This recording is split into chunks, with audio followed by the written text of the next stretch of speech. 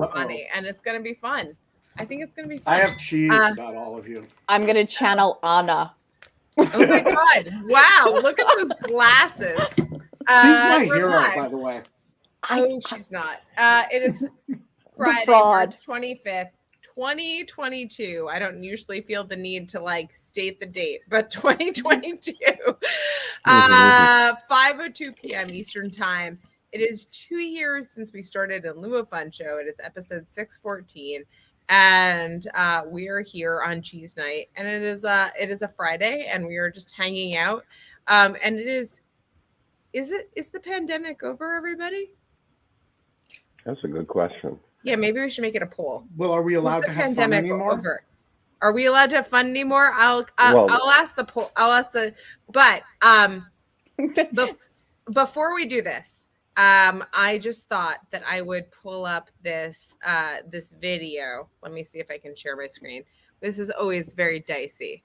But I do think that this is, I think I might, oh no, God damn it. Okay, so. Are we live? Yeah, we're live. Oh, okay. Oh wait, this is. Kate's just being her usual stream of consciousness. Pandemic stuff that also kind of implicates our areas. Is there somebody or some subject that's kind of at the nexus of pandemic, national security, look at you with your microphone. Tech policy, and law, who would be really kind of an interesting place to start? Yeah, that's like, I'm trying to think of people. Like Jen Daskell and Daphne Keller are certainly like have like the tech angle and free speech and national, like Jen has like the national security angle. Lisa Monaco has done kind of both pandemic stuff and cyber stuff, which is kind of an interesting nexus of the two. Just to be clear, she wasn't Deputy Attorney General. Not even to a the little people bit. who are asking the question on this feed of whether we're aware that there is a feed, yes, we are aware that there's a feed, but it's really hard to do this and follow it at the same time. And so what we're actually going to do is mostly ignore it, but we will read it in retrospect. And so do send comments. I can't have a genuine conversation with you if I'm like aware that, like, I can only have a genuine conversation with you if I'm aware, if I forget actually that people are like watching us. Right. Like, so by the way, we've learned that skill in the intervening. Yeah, we have. By the way, if we're originalists, going to do it in real time. Okay, sorry. I just holy shit, that was amazing. Yeah. That was like that. That's the original understanding of in lieu of time. That's so. The thing is, right? It's so funny. Like, wait. First of all, how many people are on the feed at that? Like on that show? What was it, Ben? There were like 8 people. It was like Pauline Brock and David Botts and David Botts, like, John Bordeaux, and there were like a few of the classic kind of like of like the lawfare people who had crossed over. It was all your people. No one was there for me. Like they were like, "Who is this lady?" Yeah, wow. I think that's right.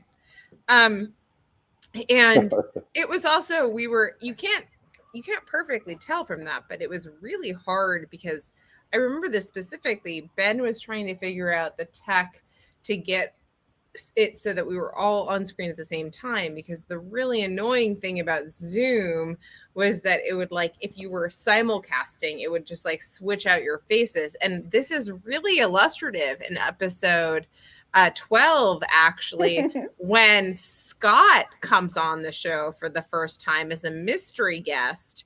And we have part of Scott anyway. Or part of Scott anyway.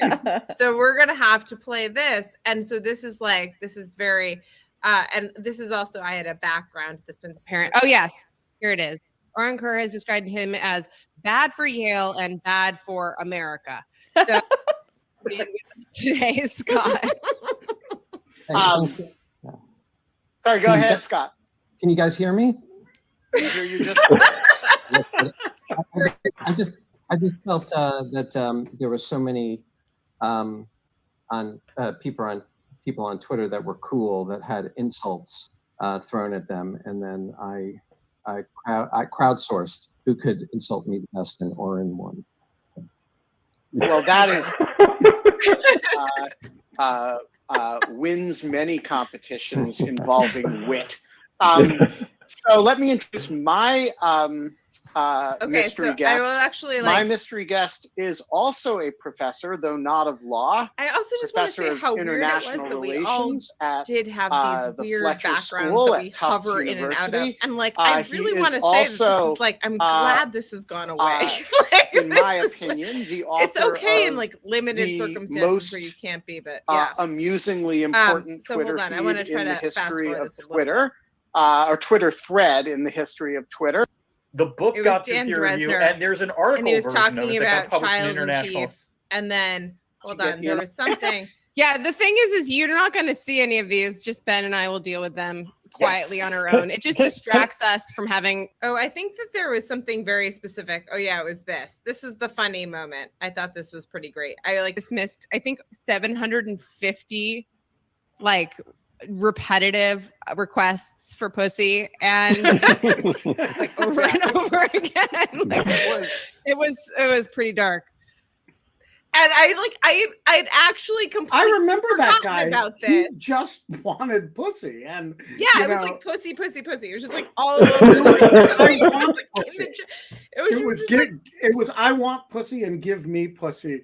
Like it was like hundreds and hundreds of people. And we're like clicking dismissed. And we were just like dismissed while trying to do the show, and there's no way to stop it.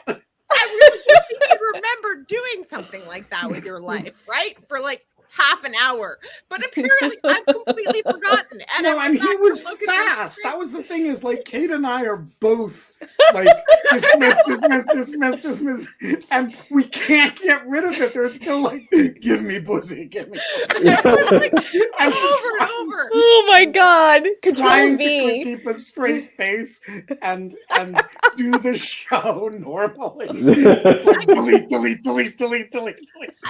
It was. Yeah, it was just really funny. Can we? I honestly, I mean, can we take these clips, use some of the money from that was donated or something to put these clips together so we can have like these?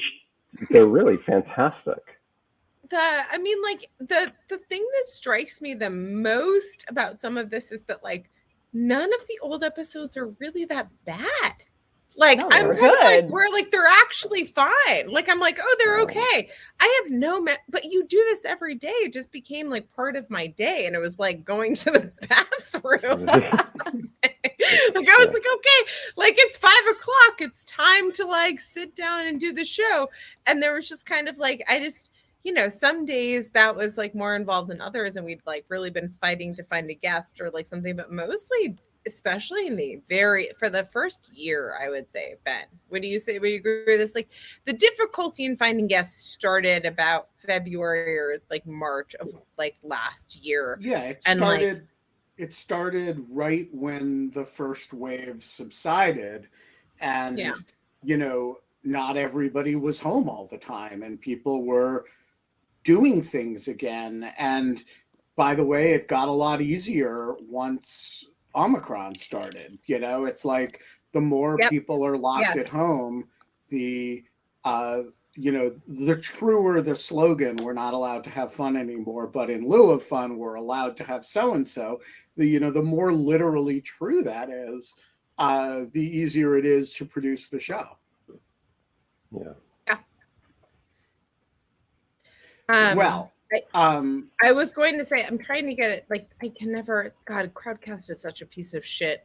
Like, I mean, I kind of understand why, but like, it's so annoying. I'm just trying to get to play like something that is in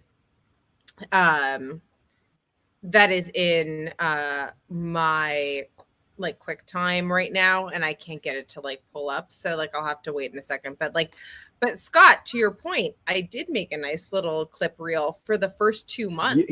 I did these adorable little clip reels for like the first 2 months, and then it became too time consuming because I was like, I can't do this.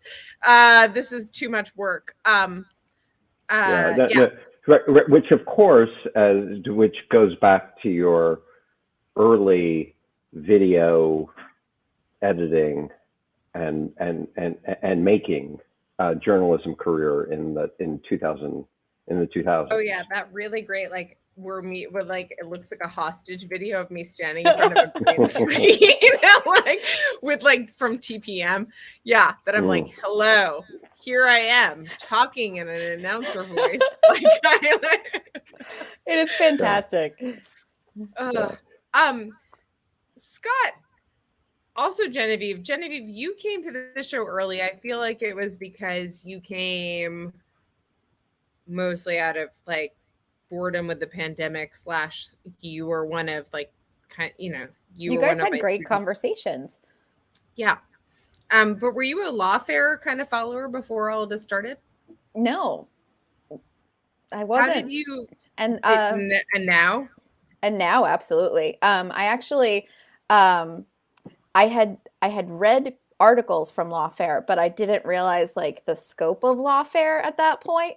And so it was just really funny. It's like the world is crazy. But I got here because of one of the other students told me about the show, and I started watching it. Yes. I'll text you which one. Yeah. But it's a good one. You won't be upset. And so he just mentioned it, and I was like, oh, I'll check it out, and then I stayed. Yeah. I have something to share with you all that I discovered the other day in stalking Kate. I just think there's things you all need to know about Kate's early career as a journalist. Some of the important, hard-hitting stories that she wrote for Esquire magazine. So can you see this, guys? Oh, yes. So notice that this is Kate Klonick, and I have confirmed with Kate that this is actually I wrote all of these things. Yeah. That was wait, you scroll right by the great article I wrote about the Radiohead album. This was also, like Normal Isn't Creepy. Great title. All right. No, these are all important articles. And I want to point out that I actually think this picture here, what it smells like, is actually a picture of Kate. It's not. It's not? It's a stock image. Yeah, no. It really does look like you, though. It does actually a little bit. But I want to bring you all to your attention the What It Tastes Like article.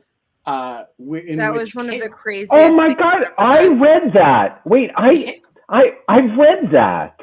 Like actually, not that. Kate tasted snake wine. So many questions. And I think the In Lieu of Fun audience, KK, is entitled to the story of how you came to taste snake wine for Esquire magazine and what it tasted like. Oh yeah, I can totally talk about this. There was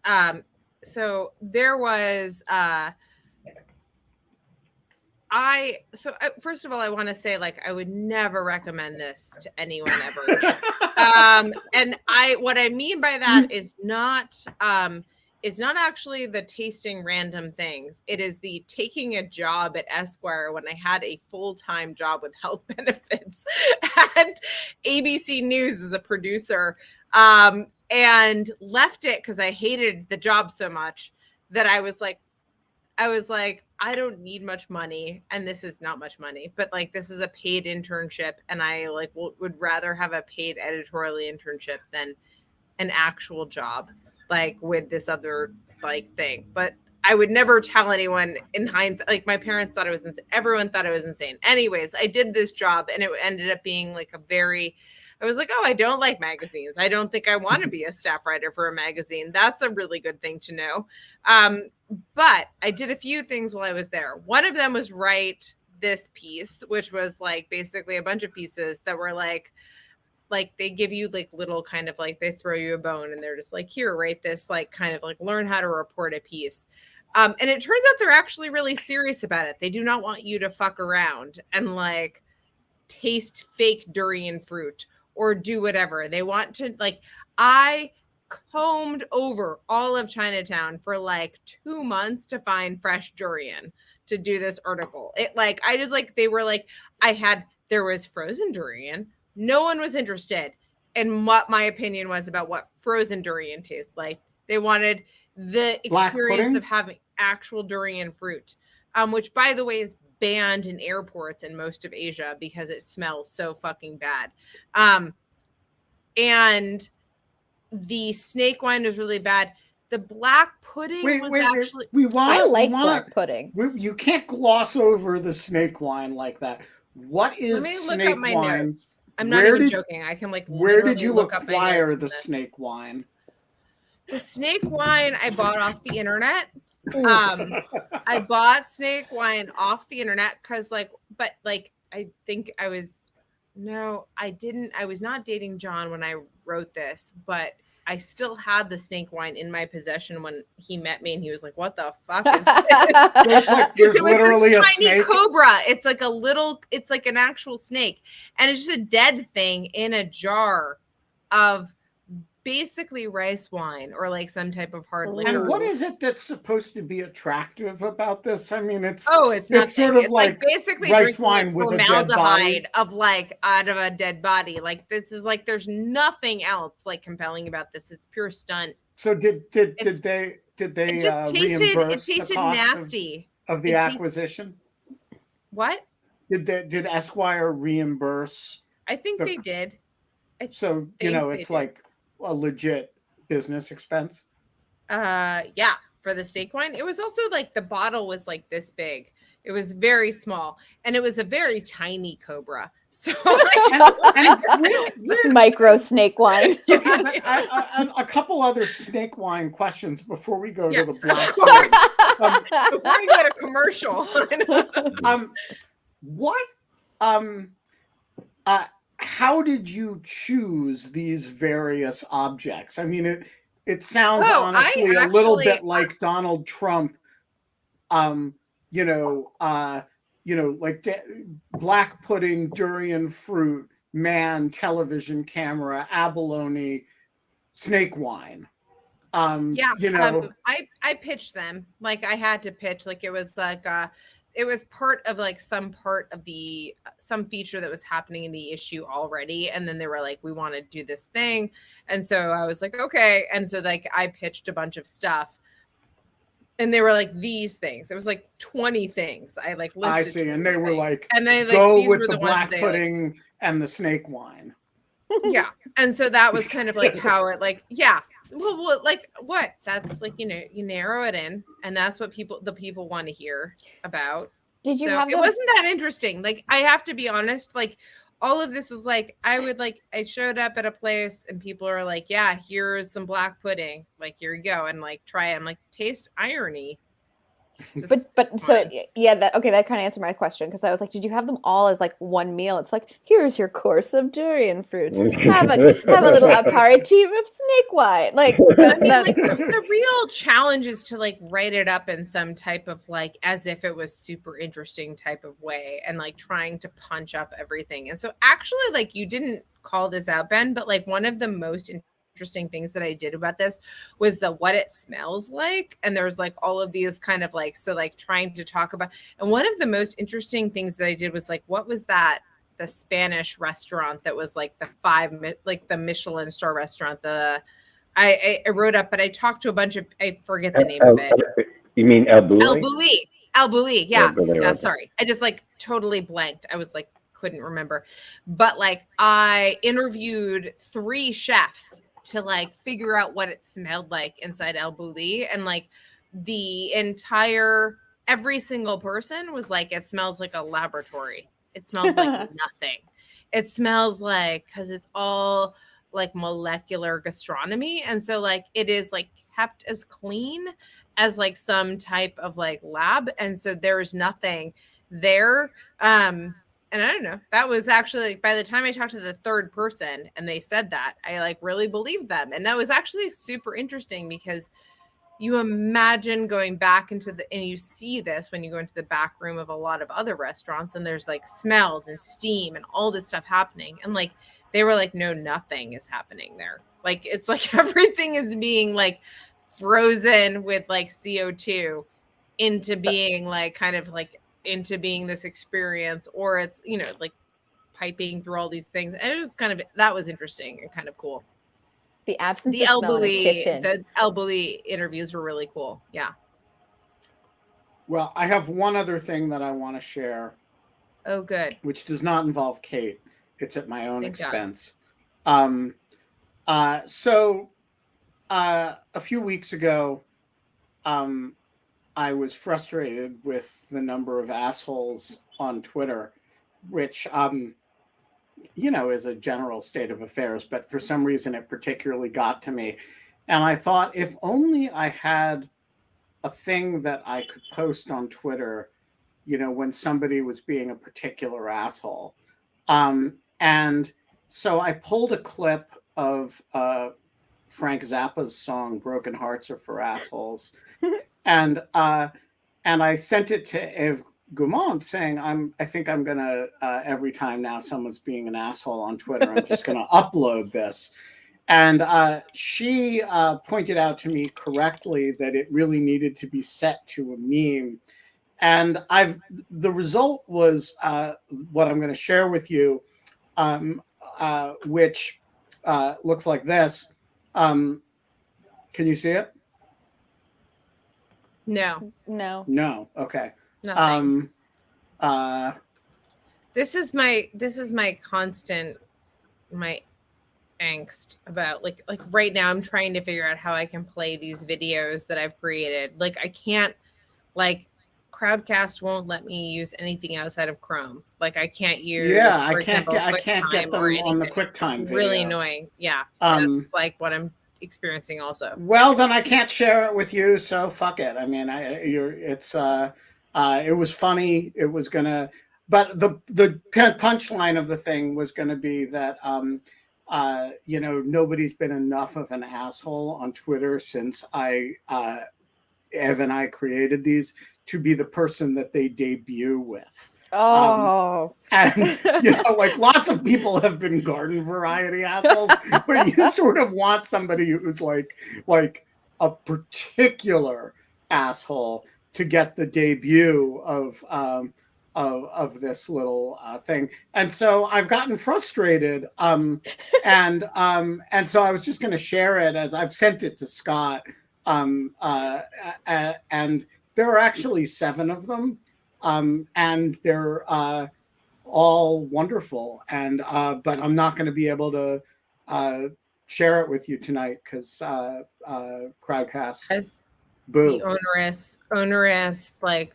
onerous internet regulations. KK, if you figure out how to share, I'm working on it right now. In the meantime, Scott, Genevieve, Scott, how have you grown since the time that you were just a head? A neck? Washington Square Park. I mean, like, I love, like, Ben was like, I don't have any, I was texting him about it. He's like, I don't have any memory of Scott. I'm like, you'll remember it the second you see it. No. I said, I don't have any memory of Scott's first appearance. My first memory of Scott on the show is him and Oren debuting Pugilism Week, where we got them together because they had pretended to hate each other on Twitter and had no, though they didn't know each other and had no animosity. And we got them together to argue about whatever they felt like. Right. It's which is particularly hard because, like, people hate me, no question, but nobody hates Oren. So it's really... No, a lot of people hate Oren. What are you talking about? Really? Who hates Oren? Well, I think that Glenn Greenwald. Well, yeah. Yeah. I think that but he hates everyone. Well, but there's yeah, right, but no, yeah. I think that no. Okay, I also wouldn't. I would challenge that people hate you, but I would say that no one does people don't like Warren. I think because they think that he is some type of very conservative jurist because he writes for the Bulli conspiracy and a bunch of other things. I think that that's generally a thing that people think. I don't think that that's a very sophisticated, nuanced position. So I was just going to say, I did not know that Oren did that, and I hate him now. I just want. I'm really sorry to burst your bubble, Scott. Fuck Oren. Just fuck him. Fuck the guy. Yeah, we should bring back Pugilism Week so you guys can fight about this. I went really easy on him. You did, and I did. I was so easy on him because I thought, whatever, he's very vulnerable and things like that. But I'm okay. I'm ready. But other than that, I will say that appearing as a head, just as a disembodied talking head, the Max Headroom thing was a bit traumatic for me. How so? Well, have you ever seen that video of me? I mean, you just showed it. It kind of looked like a complete and utter fool. I mean, I looked just silly. but it was really endearing. I actually thought that it was great. It was everyone was figuring out what they were doing. No one. I mean, when I do look at it, I really do. I feel like it's like when my mom, answers the iPhone like that. It's like somebody didn't know anything about technology. So anyway. But everyone knows that you know stuff about technology, so it's not like the people even more humiliating. But also, I gotta say, I think I've gotten it to work. Oh, did you? Okay, great. I think so. Do it, Ben. Because you're an asshole. You're an asshole. That's right. You're an asshole. You're an asshole. Yes, yes. You're an asshole. You're an asshole. What is this? You're an asshole. You're an asshole. Scott. Remember when you were feeling bad about yourself? I was just going to say, thank you so much, Ben, because the self-loathing just lifted. Actually, I have to say, I went through I went through when Ben first sent it to me for 3 seconds. I thought this is really stupid, and then I kept on playing it over and over again, and I thought this is actually really smart. the more you play. You guys stop laughing so hard. Ben can't even talk. This is not. Oh my god! I just love that if you get it on the right setting, it's just going to keep looping and never end. I love it. Perfect. I actually do think that. Okay, I'm still okay. Ben had to maybe leave because he was laughing so hard. I don't know where Ben went. There we go. Okay. I'm so annoyed that okay, here's my media. I'm gonna upload media. Okay, sorry. I'm making this happen. You can just upload them to YouTube as unlisted files. I'm not uploading them to YouTube. I'm uploading to my WordPress. It's fine. It's Can I throw out a question, which may be unfair? Oh, you can do it. Okay, so what's your favorite episode? Oh, yeah, Anna. What's your favorite episode? The next one. Well done, Ben. What's your favorite episode? I don't have one. No, that you're not allowed to do that. Okay, but that's fine. That's fine. Okay, I will think of one. I have several. Yeah. For sheer surprise, and we planned a show about one thing, and it turned out to be something else. The show with the bees. Oh. Is in a league by itself. Have any of you ever seen? I knew much more of what was going to happen in that episode than you did, so I was like less surprised. But you really have any of you ever seen the movie Sherman's March? No. So no, I forget the name of the filmmaker, but this is how I feel about this episode. The guy gets a grant to make a movie about Sherman's March, a documentary about Sherman's March, and he totally gets writer's block. But everywhere he goes in the South, people start setting him up with women. And so it's this movie that's like, you know, I've really got to start focusing on General Sherman and the March to the Sea. But, you know, first of all, my grandmother's cousin set me up with. It's like 5 hours now. It's hilarious. Isn't this why we have significant others to like force us off these like incredibly long-winded stories? No, and so this was like, you know, well, we're gonna eventually get to content moderation in Facebook, but in the meantime, I've got 10,000 bees in my car. So that's one of my favorite episodes. I forgot that I pitched Jeff as being about Facebook and content because not Jeff only ends up being the person, we didn't even know this at the time, but Jeff ends up being the Facebook files who like is the journalist who like launches the Facebook files and and brings Frances Haugen into the world. But the hilarious thing about it is you didn't just set it up that way. The whole time, the whole show, you're like, all right, we need to get to content moderation in Facebook. Really? But yeah, you know, like you're sort of embarrassed. And it's like exactly like Sherman's March. But before we do, like show us what happens when you take the queen out of a hive. I mean, it was just like, I think that I just put it in the chat. I'm not sure. It's so great. All right. So my other favorite episodes, the whole morel hunting series from David Golub as that was good. As mystery guest to Scott and Kate go morel hunting to my takeoff on them at the Whole Foods and the PowerPoint therein. I just love that sequence. And then Zunyi rightly points out that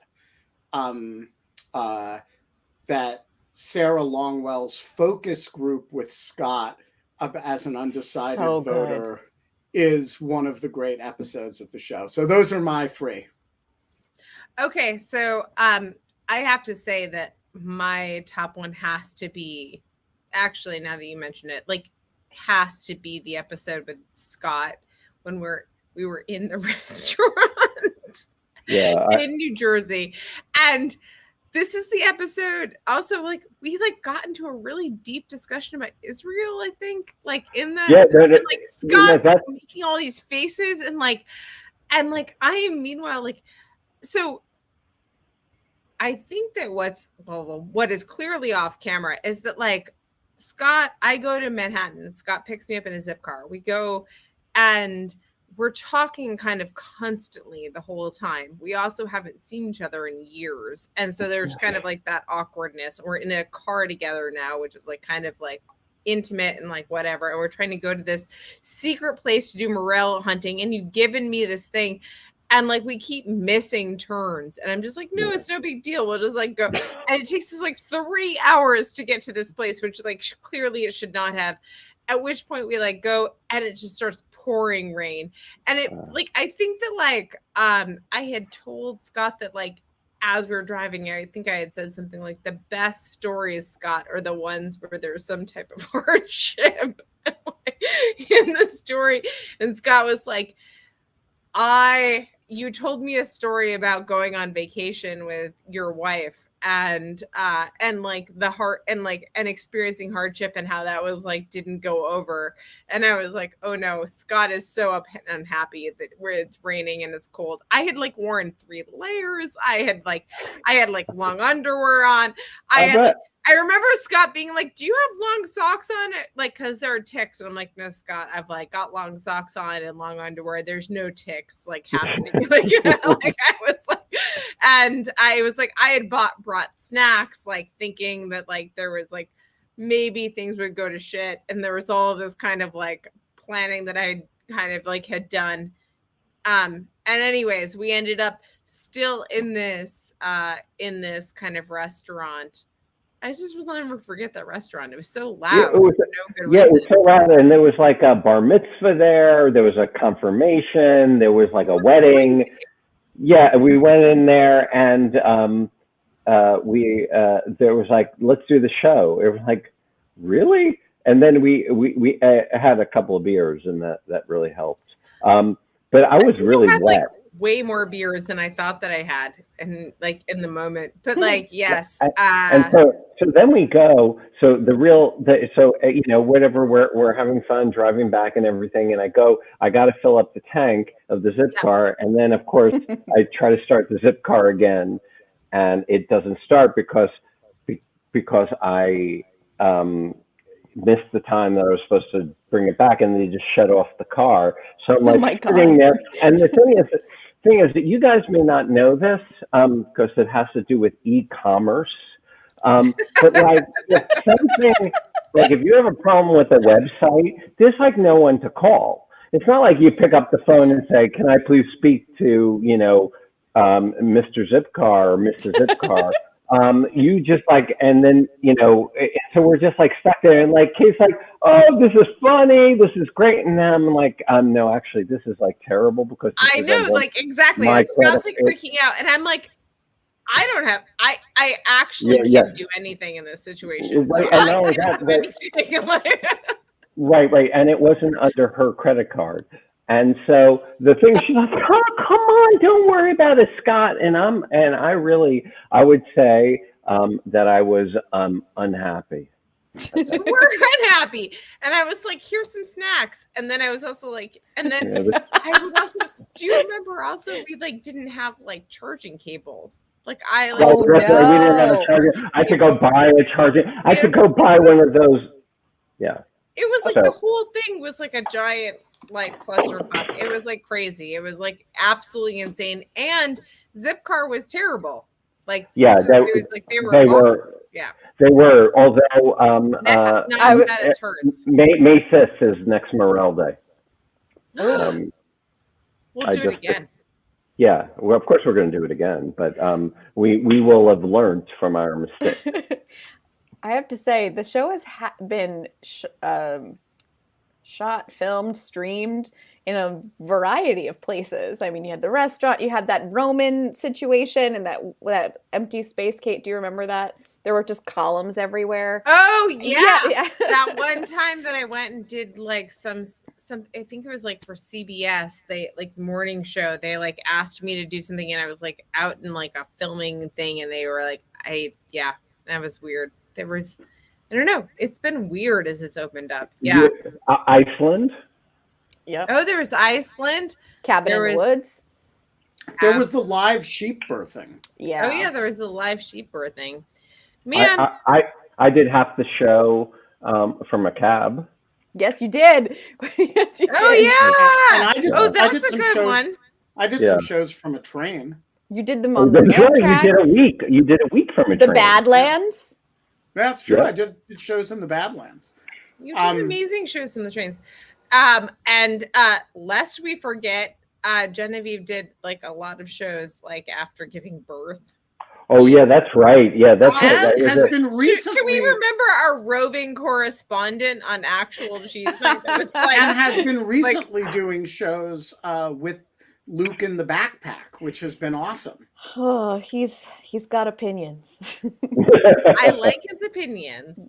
They're very squeaky. They're just very crabby. They're better than most of my commenters. He may be deserving of one of those videos sometimes though, Ben, because I'll tell you, he recently discovered he could sound like a pterodactyl, and it's not the best. What you gonna do? 'Cause you're an asshole.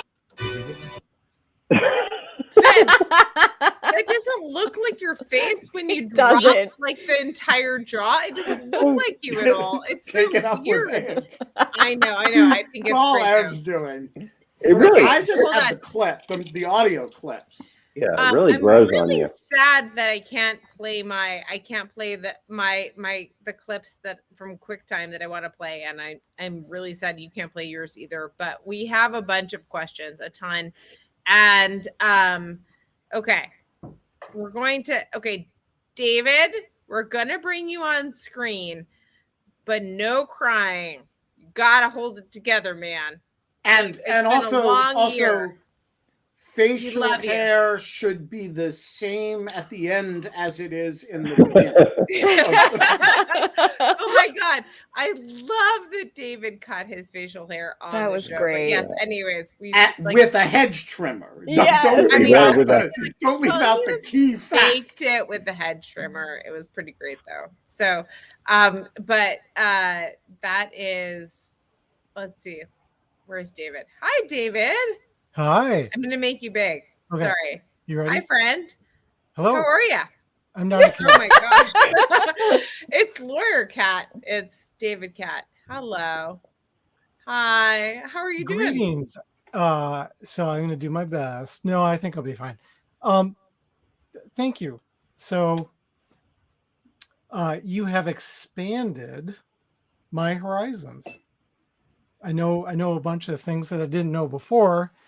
And what I think is cool is when COVID was shutting everything down. I don't know how you felt. For me, with COVID, everything was really confined in space and time. Yeah. But through this show, the world was expanded and open, and so I think that's pretty cool. So yeah. I love that. I think that's like one of the main things that I don't know. Listen, Ben, if you and I had wanted to do this in a non-public way, we could have totally done it, and could have done it by just hanging out with doing private Zoom chats with people that we loved in salons and things like that. But there is something really beneficial about making it public, and I don't know. I was actually trying to look back at that time in my life and figure out what it was that, I don't know, what it was that made you tweet that initial thing. And so that was what I do. You. Yeah. So I know exactly what it was. So I met Kate. But no, it doesn't have to be about me. What was it that you wanted to do about the show and everything else? No, I'm giving you the story about the show. There were two inputs into the show.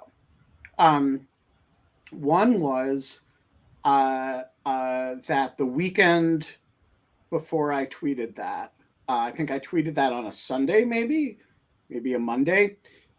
Right before I tweeted it, we had a Corey Shockey and Jonathan Rausch and forget who else, and Tammy and I had a virtual cocktails. It was a group of close friends, and we all got together and we had a great time. And I said, the only thing that's missing from this is, because we're all people who speak in public and do stuff, is we should have an audience. It should be open, and we should bring in our friends to chat with us, and it should be kind of like a salon that people can come to.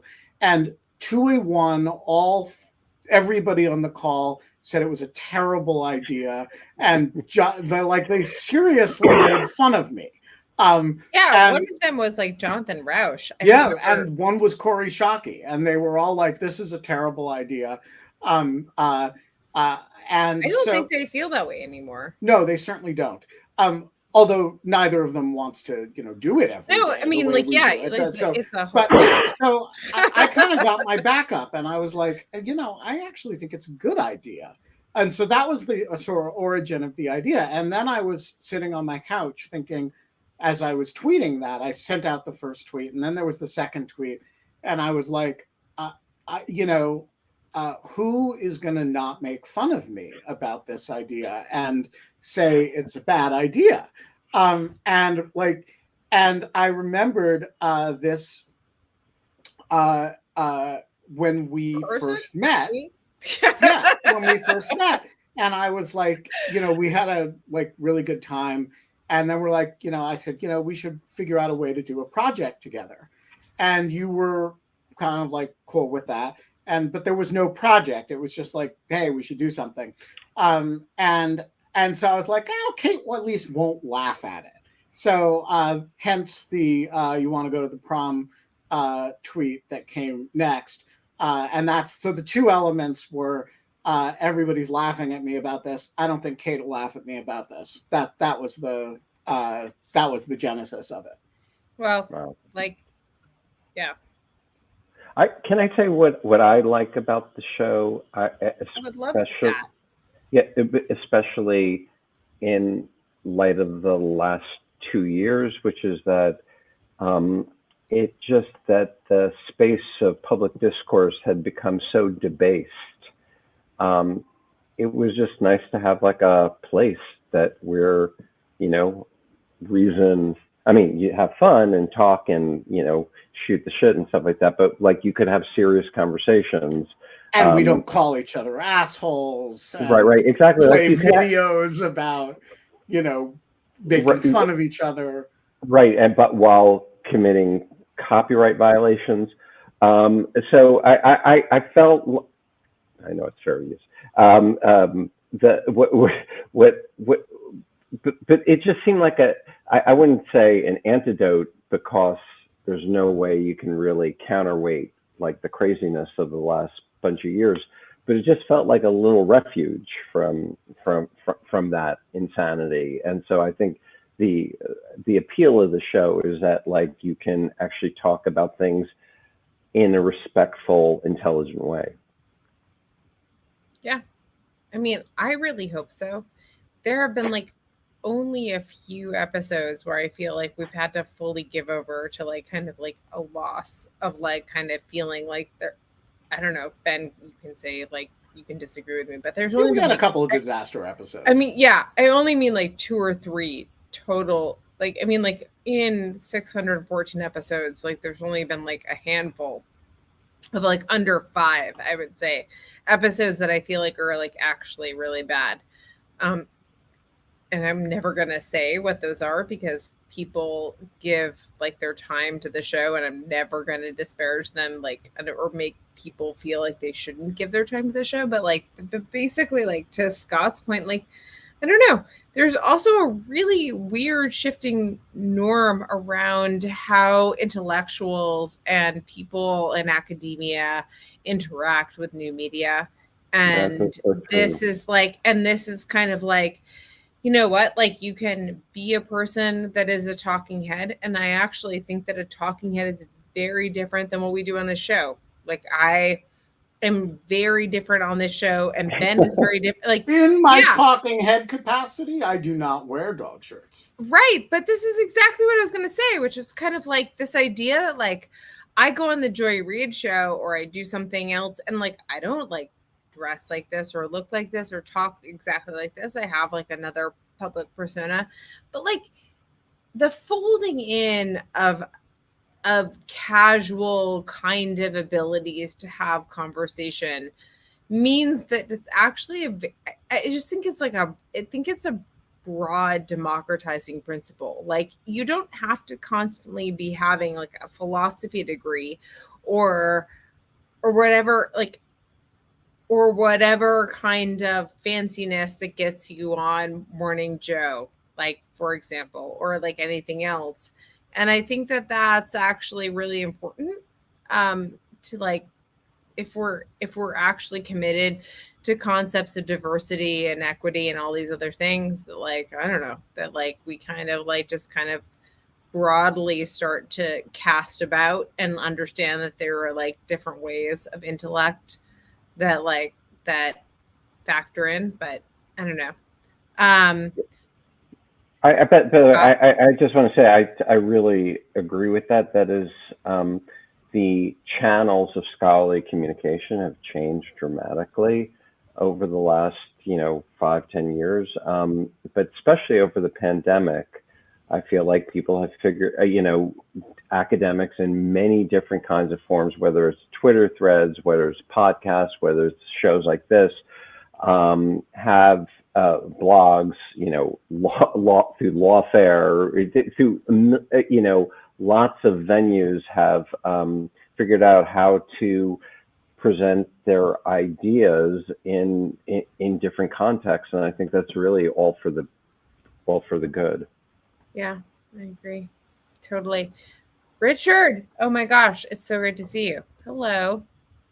Wait, why are you? Oh, sorry. I'm going to unmute you. Can you hear Hi. me? Yes. Can I hear me? Yeah, Richard. Yes, I can hear Richard me. and his ceiling fan. We've got you. Well, the ceiling fan is, it's not The not ceiling spinning like fan it has used to. tenure. You're still up for review. Oh, okay. That's probably true. So, I decided to put together a little slideshow for this, and this time I think I got the technology right. So cute. Let's see if we can do this. Oh, wait a minute. Does this tell me I have too many video sources? Oh, because they're already. Hold on. I'll get rid of Mateo. I got rid of Mateo. So like now go for it. Okay, so don't go away. Jesus. Okay. Oh, okay. And so here we go. We'll bring Ben back in. Becco, now, can you see that? Nope. Oh, wait a minute. It's telling me that I have to give permission to it. Okay, 2 seconds. What's my password? No. This is like welcome to like our lives of trying to share media on like, I mean, like this is the other thing about like Crowdcast is great. Like we are all like kind of on a grid. We can kind of see each other. This is wonderful, but it's really terrible in like the fact that we can't share media and like it really it's super glitchy. So anyways. Well, alas, it's telling me that I have to close Chrome and reopen it to share this, so it's not going to fly. I'm so sad. Do you want to say anything else? I'm going to bring Ben back in so that he's not like banished from his own show. I do want to say that it's been. I will share this at some point, but it's been a great 2 years, and I know that it's like many people, it's helped me keep my sanity, and I think for a lot of other people. And I think one of the best parts has been just getting to know the other people in the Greek chorus. This whole I remember for years and years hearing that web communities, it's never going to work. You've got to have the person-to-person contact. And I have to say, I'm really surprised that how well this has worked, and just how many how many real friendships we had. And I guess I didn't feel it. I didn't realize how strong it was until we lost Chris Argerus. And I realized, wow, these, I can't believe how much we care for each other on here. And I just thought, wow, that's really wonderful. So, just thanks for doing this. Thanks for being here, and come do a show in Philly. Yeah, that was a great idea. I will say this about Chris Argerus, which is that I have recently been in contact with this family. And his memory is kind of like, I think they're finally getting to a point where they're very like happy and appreciative of like all of the kind of ability to celebrate his life that is created through In Lieu of Fun. And so there have been a number of compilations. Jim Parsons has done like an incredible job like doing that.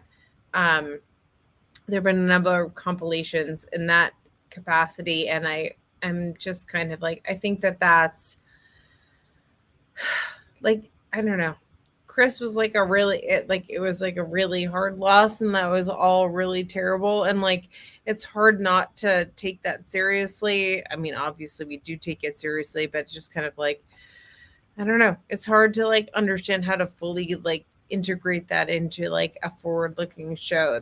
You don't want to get kind of like totally sidelined by the loss of him, but it's also kind of like it was a really real loss. It was a huge loss. He was here all the time, and I think everyone understands that. So okay, Mateo, I hope you can show up, but maybe you can't.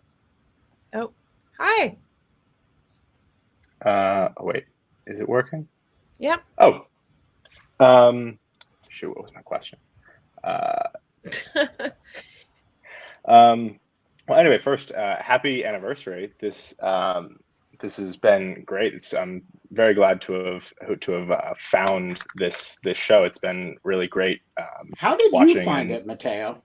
Yeah, that's a great question.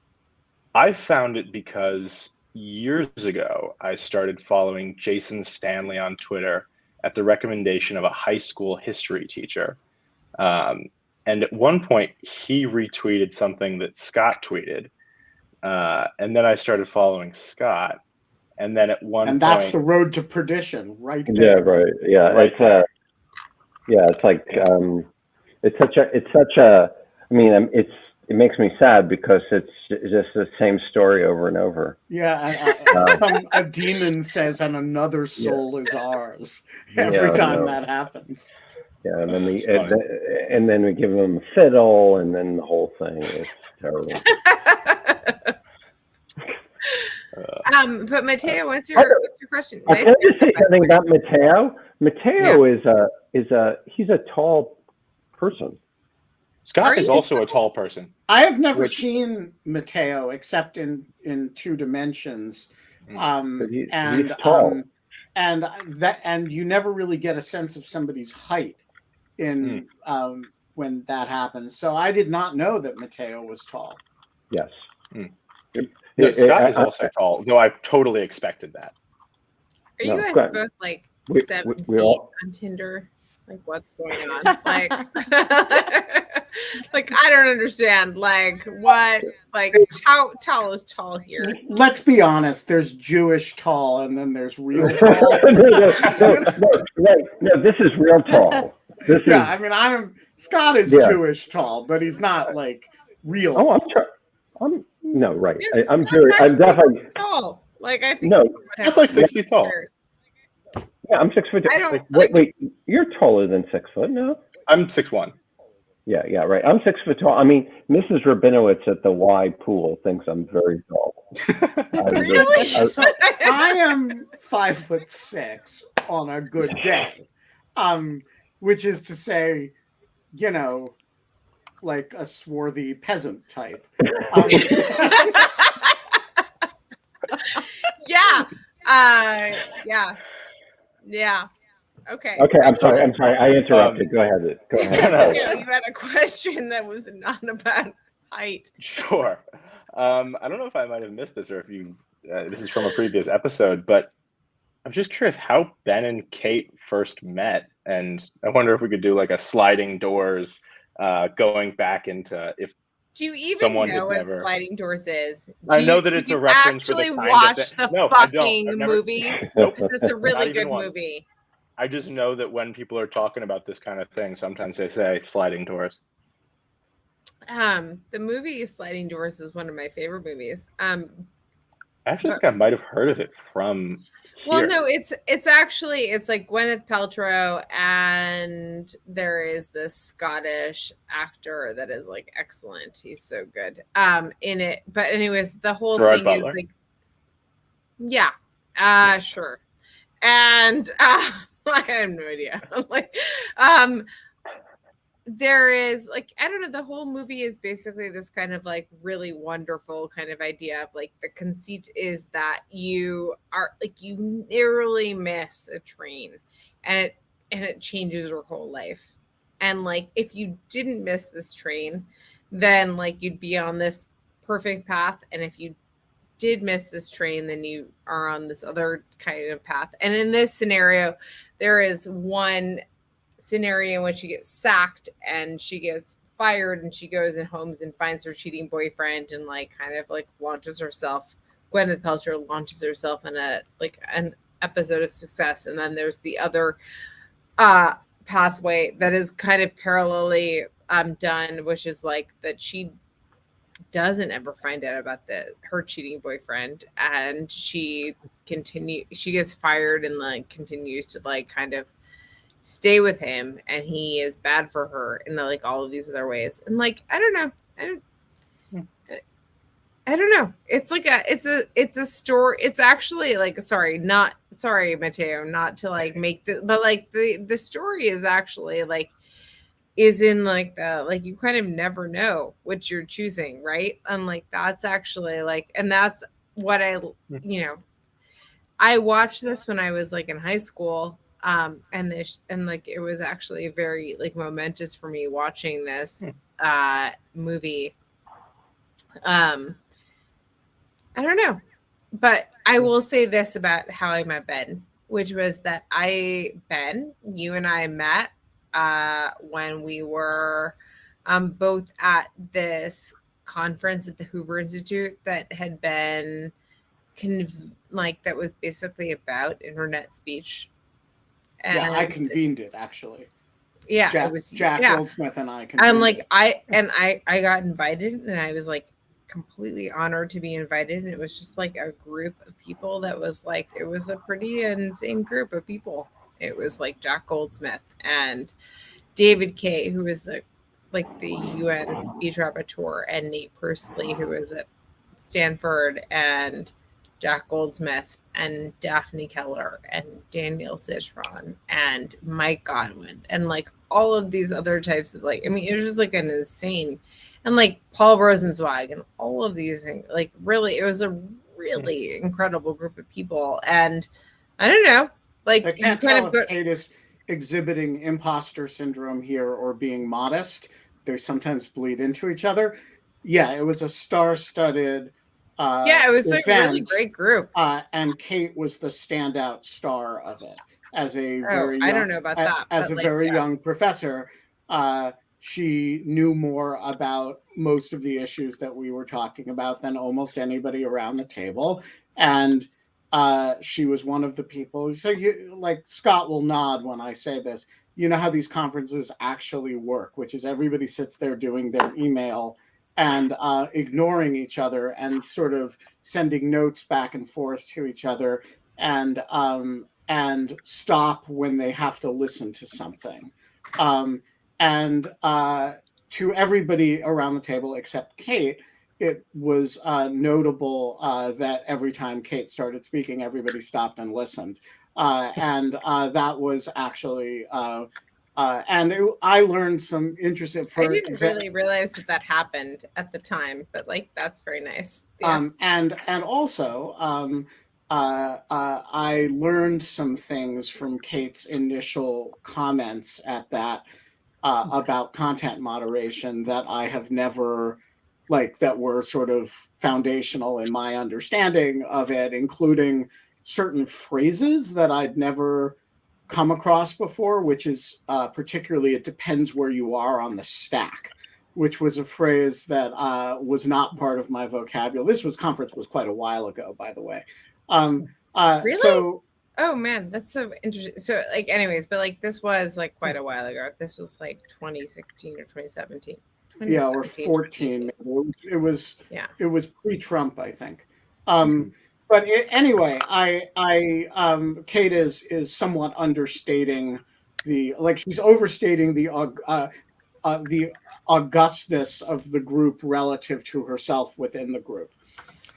But that's how we met each other, Matteo. Thank you for asking. And like, wow, we're 4 minutes over, and like, as much as I would like to keep making this about myself, I'm going to close this.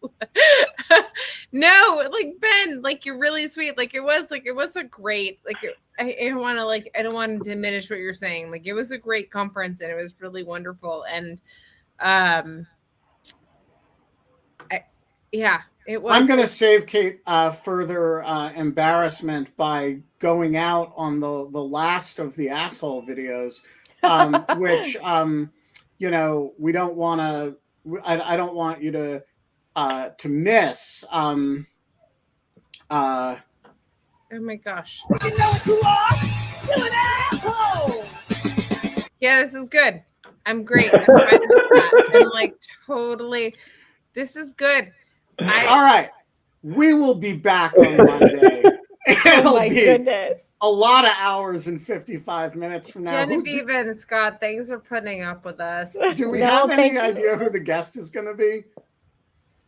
Oh yeah, isn't Thomas? Oh my gosh! Yeah, we have a great guest for fucking Monday. Like it's insane. Like, okay, sorry. Cal? Like, I just want to like make sure that I can like call this up. Let me look. It is actually that we have Asmat Khan, who is like a incredible war journalist and it has like done a ton of journalism around Syria and Iraq and targeted killings and all of the craziness that pursues. And Ben, I actually hope you can be here for this, but like it's okay if you can't, but like Asmat is coming on and she's going to talk about kind of like all of her journalism. And then honestly, I'm dying to know, and it's not that I'm going to be surprised by the answer, but like, I'm dying to know like how the international community is dealing with this kind of preciousness around Ukraine. Not preciousness, but like, I mean, listen, like all of these human lives are significant. Why are we like basically like making delineations based on like color or creed? And like, I'm very interested to think about how Asmat like thinks about how we are delineating between that and Ukraine versus Syria and Iraq. So that we'll be talking about that on Monday. So, and that'll be, you know, Monday at 5, which is Monday at 5 and 53 minutes from now. And until then, we're going to go around in a circle, alternating by word. So we're not Wait, allowed. You're supposed to say fun. Fun. I anymore.